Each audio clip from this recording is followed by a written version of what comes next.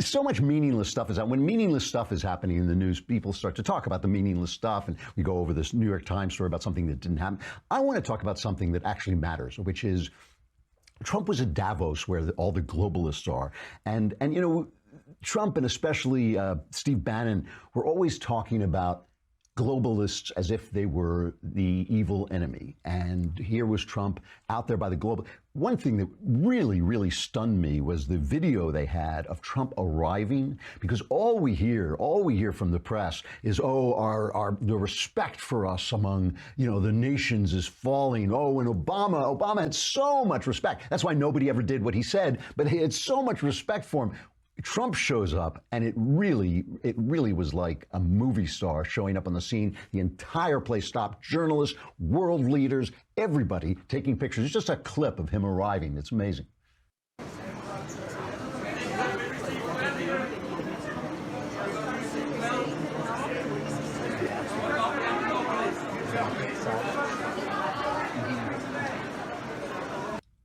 So it really is. It was stunning. The kind of, you know, what gets respect is winning. Winning, as Trump himself would say, winning gets respect. He has won for a solid year. He has done tremendously well. The economy is doing well, and he has pushed aside all these little gnats in his way, like the mainstream media and Hollywood. They're all screaming and yelling. He don't care. So he is the big guy, you know, and you could just tell. I mean, look, you can talk and talk and talk, but a reaction like that tells you everything you need to know. But the thing about globalization, sometimes the whole conversation strikes me as ridiculous, because there is no argument about whether we're going to become a global society. We already are a global society. And some people have said that the history of the entire world, the history of mankind, is the history of mankind slowly coming together. If you think about it, when we started out, we were a bunch of individual tribes. Some of these tribes probably didn't know that the other tribes even existed. Some of them just had, you know, we had completely different cultures.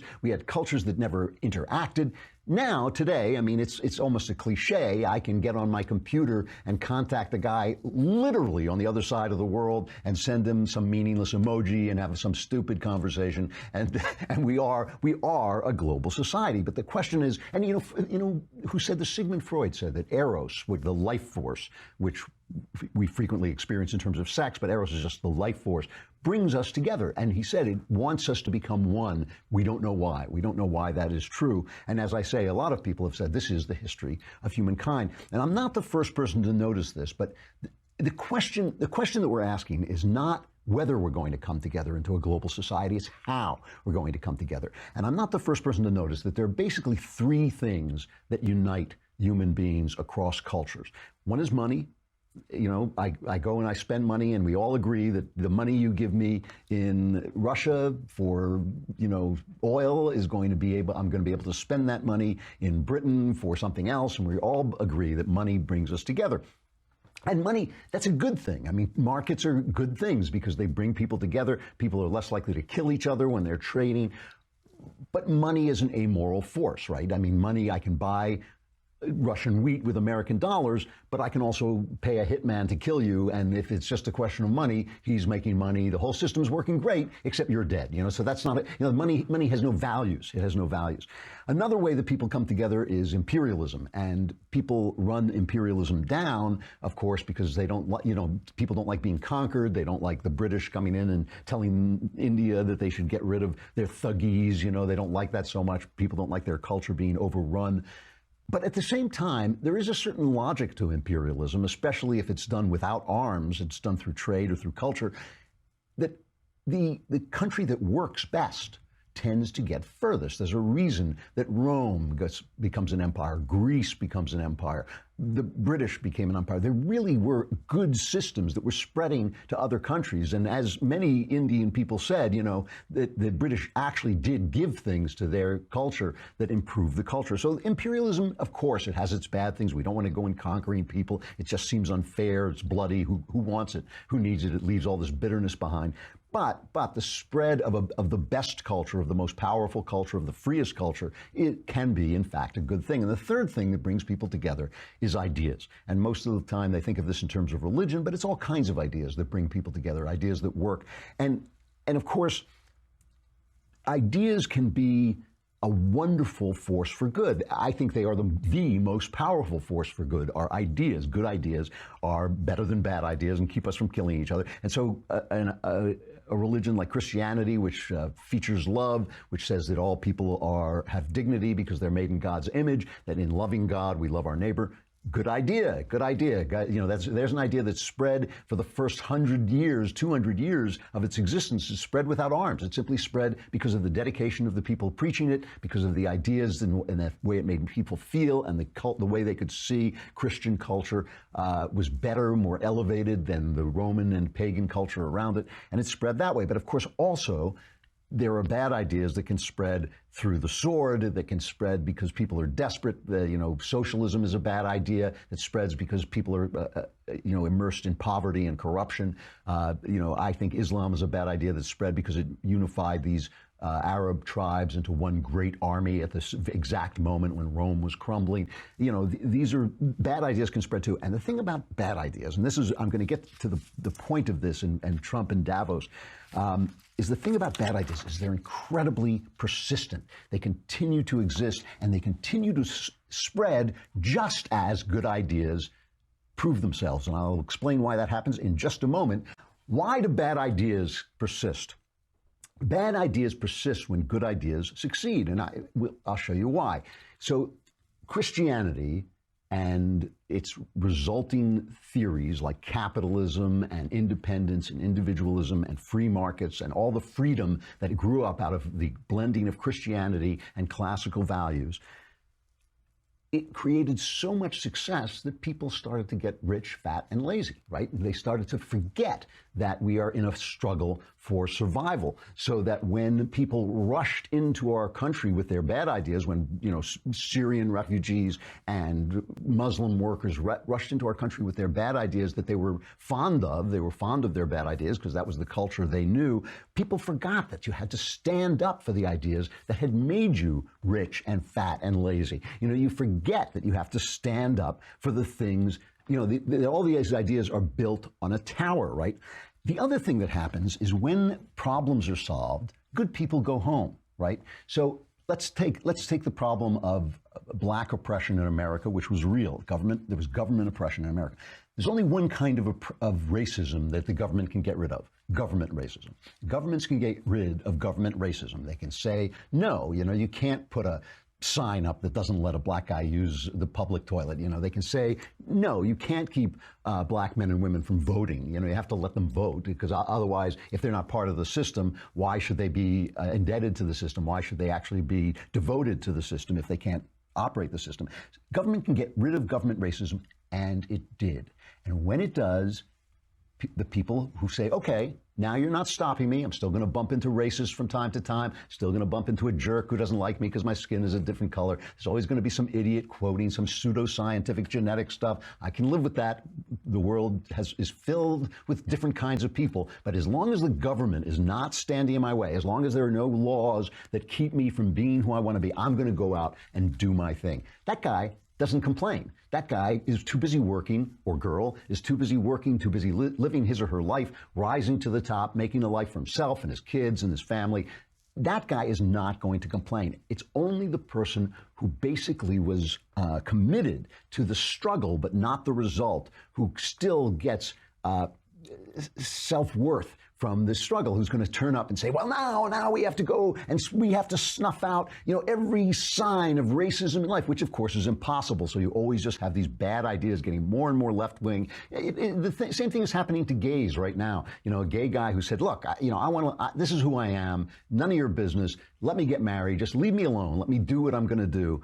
He's basically won. He's got nothing to fight about anymore. The only guy is the guy who wants to hunt down every florist who's a Christian and doesn't want to cater his wedding. That's the guy who remains. So the bad ideas, the leftist ideas, the ideas of socialism, they just keep coming back. There was this thing on CNN, a guy, let me see if I've got his name here, Andrew Beveridge, a sociology professor. He made a slip, and I always hate to bring people up because we all make slips, we all make these, but it really does tell you something. Just listen to what he says for just a minute.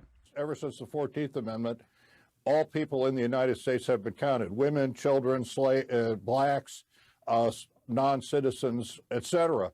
But think the sort of the holy grail of this from a point of view of the Republican redistrictors is to try to get these people out, because it would radically change lots of districts in all across the country. So he said slaves instead of blacks. And the only reason I bring it up is not, like I said, anybody can make a mistake, and he was talking about the past and all this.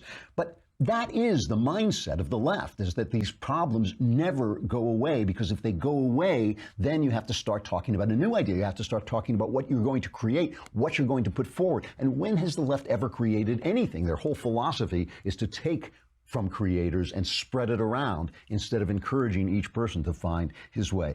So tension causes life, right? When the tension is gone, that's when the bad ideas move in. When everything becomes, they always talk about equality. I always say dead people are equal. Slaves are equal. In a free society, people rise, people fall, generations fall, families fall, generations rise, families rise.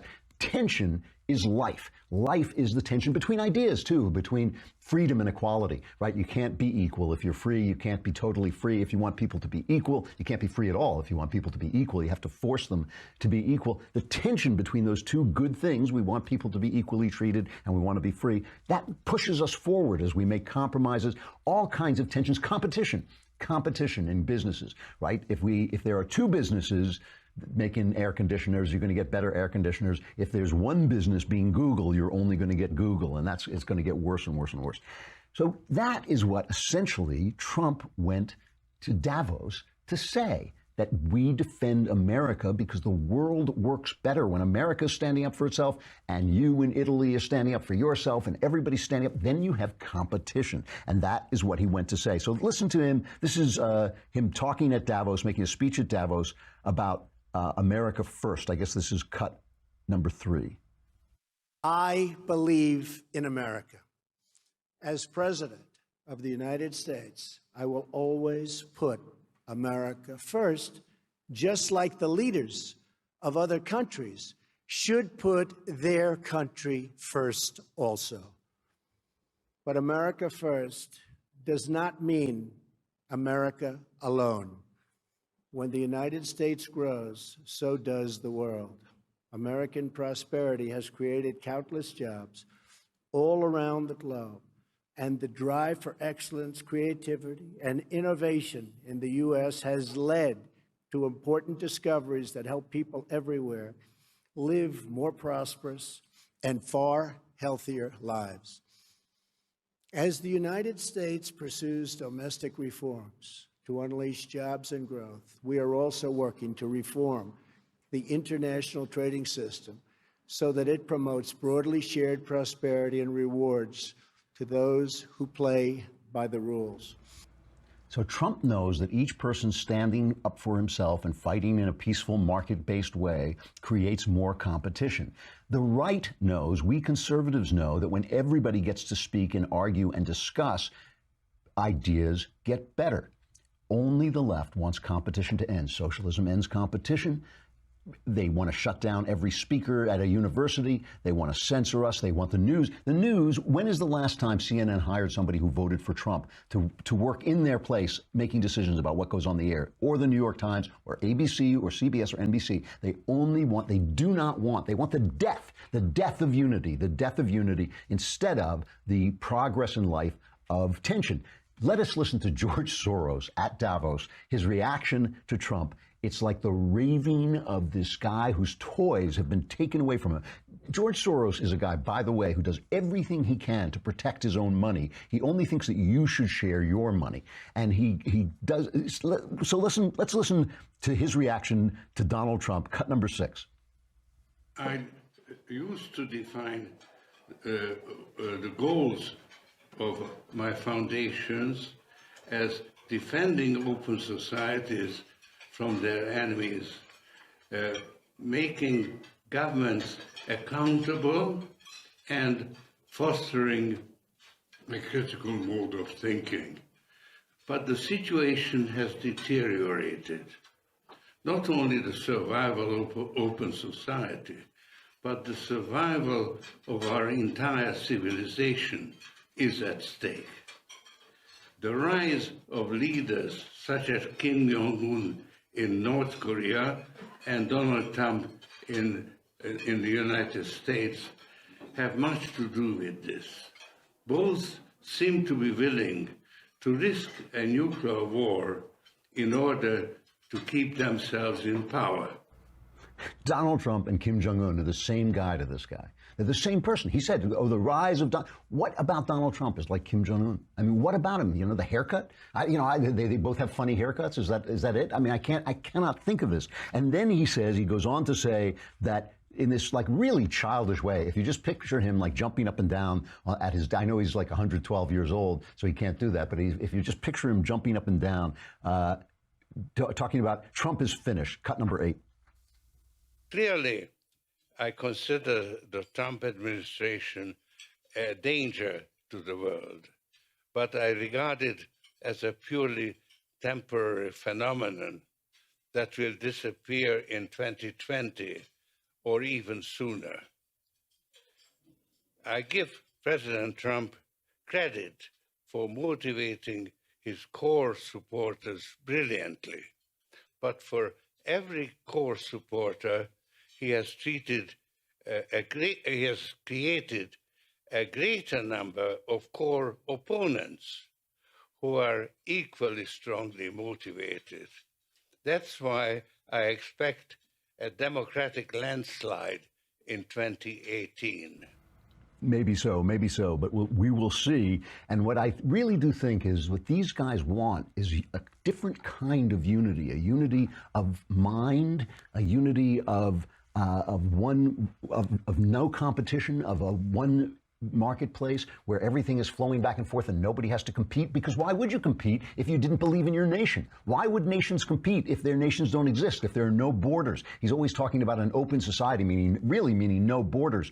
If people can flow in, we don't have a country. Why would we defend our country? Who would compete with whom? Tension and competition and free expression and individuality are where the life and progress of the world, of the human world, come from, not from unity, not from conformity, not from silence. That's all the left ever.